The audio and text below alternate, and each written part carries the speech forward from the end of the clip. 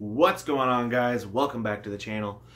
So today I'm going to be giving you guys one of my biggest secrets to improve your sparring. Okay. So if you guys are a martial artist or training to be a martial artist, or if you guys are just martial arts enthusiasts and you spar with like your friends or something like that, you'll notice that a lot of people, most everyone, when they spar, they wear like all sorts of gear. You'll see like karate and taekwondo guys, what they do, and this is mainly for people that are stand-up artists. I don't have any real training in ground game and stuff, but mainly stand-up artists.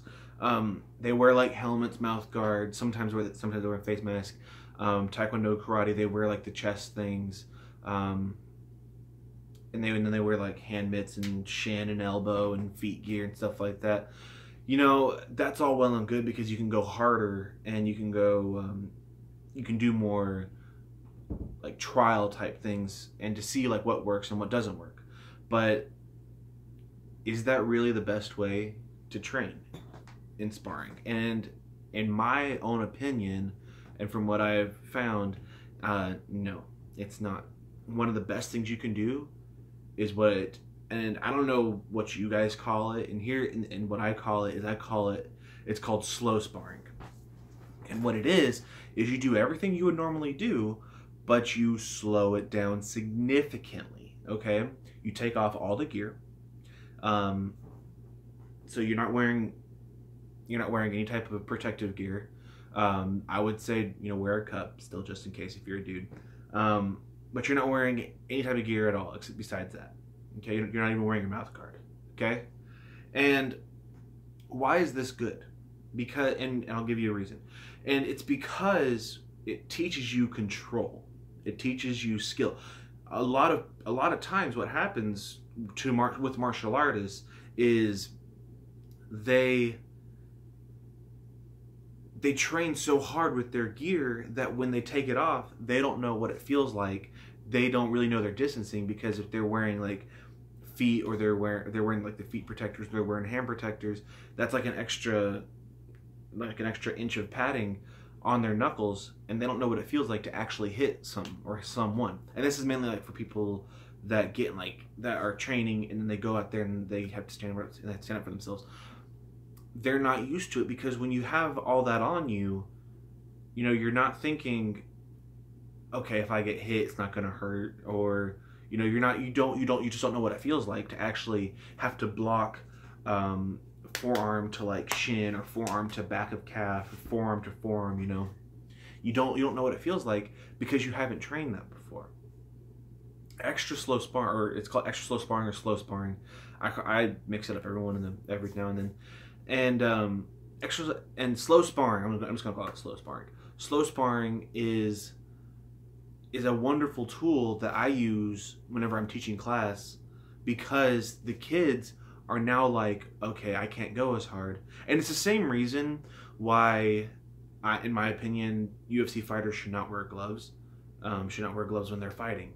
And it's because when you're sparring with all that gear on, you can go harder because you're not worried about hurting yourself. You're not worried about hurting your opponent, and you're not thinking that there's an element of danger here because you're wearing all this.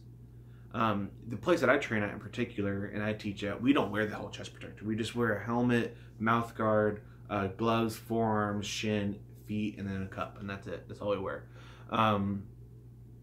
And this is mainly for people in schools that wear the chest protectors, because your students aren't getting that feel of a foot or a fist hitting them in the ribs, and that's even with the gear on. Now, when you take the gear off, you are thinking to yourself, okay, there's no gear here, and I'm about to get hit.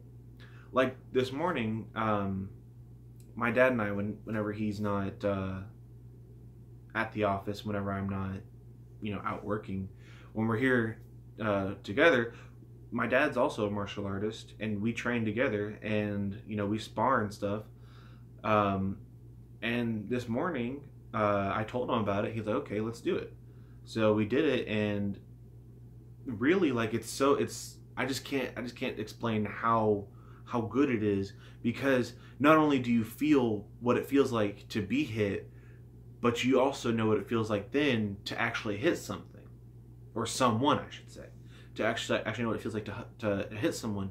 And when you're working on, like, with pads and stuff like that, and you do kicks and stuff, like especially like a front kick, which is a very basic one, you're not thinking you don't get the full feeling of what it feels like to hit someone in the chest or the stomach. And you know, most people, when they hold pads or targets or whatever, they hold it where it's straight up and down. Well, that's not how the body works when you're throwing kicks at it. It's not just going to be straight up and down. They're going to concave in, and you're going to have to reach even farther. And it's the same thing when you're wearing the feet gear. You know, you don't know what it feels like to actually hit someone in the legs. Okay, to kick someone in the legs, it kind of hurts you too. I'm not going to say that it's like unbearable pain, but it doesn't it doesn't like just tickle. No, it actually kind of stings you a little bit. Granted, it stings them too, but it stings you a little bit too. And also another thing is that when you're doing like extra slow sparring, whatever you want to call it, you also can do different moves that are illegal because you're slowing them down. Like, one thing that's illegal for us is that we can't do oblique side kicks or contact to the knee. Well, when you're doing that, if you're in a street fight, of course you want to do that because you want to take the guy out, or the girl, whoever you're fighting. And when you're doing slow sparring, you can do side kicks to the knees, you can do groin shots, you can do elbows, you can do knees, because you're going slower to where you actually have control over it. So that's just one big tip that I wanted to share with you guys. Let me know what you guys think down below, and leave a like if you guys like. Subscribe for more content like this. Now that the draft buzz is over, I won't be posting as much Dallas Cowboys singles. I'll be getting back into doing, like, where one day is self-defense and one day is Dallas Cowboys or NFL in general. It just all depends on what I'm feeling like that day, honestly. But yep, hope y'all enjoyed this video. Comment down below what you guys do, and subscribe for more content like this. But most importantly, guys, God bless you all.